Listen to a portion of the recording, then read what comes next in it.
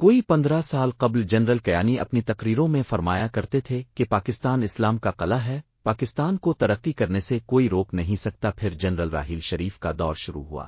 انہوں نے پاکستانیوں کو معاشی دہشت گردی کی نئی ٹرمینالوجی دی اور کہا معاشی دہشت گردی کا گٹھ جوڑ توڑیں گے، پاکستان ترقی کی راہ پر چل پڑے گا۔